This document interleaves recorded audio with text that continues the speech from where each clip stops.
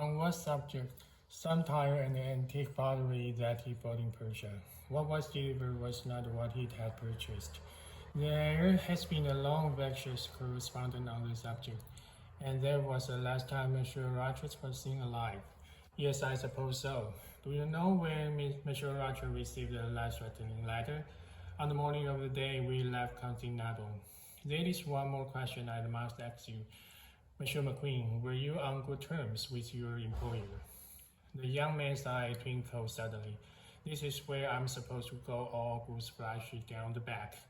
In the words of a bestseller, you've nothing on me. Roger and I were on perfectly good terms. Perhaps, Monsieur McQueen, you will give me your full name and your address in America.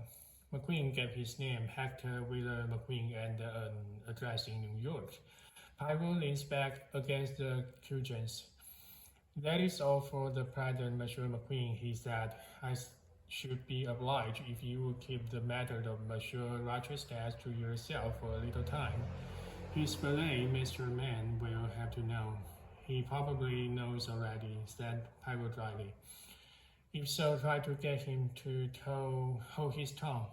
That ought to be difficult. He's a Britisher, and that's what he called keeps himself to himself.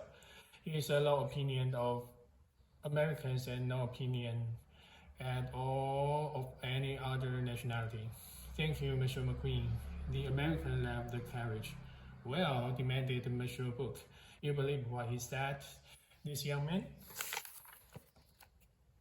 He seemed honest and straightforward. He did not pretend to any affection for his employers. He probably would have done had he been involved in any way. It is true, Monsieur Roger did not tell him that he had tried to enlist my services and failed, and I do not think that is really a suspicious circumstance. I fancy Monsieur Roger was a gentleman who kept his own counsel on every possible occasion. So you pronounce one person at least innocent of the crime, said Monsieur Book jovially.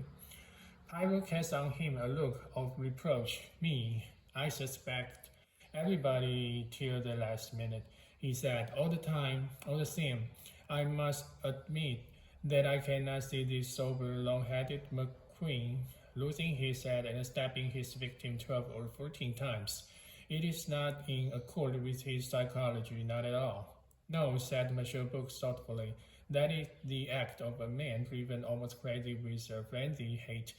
It suggests more the Latin temperament, or else it suggests, as our friend the chef de train insisted, a woman.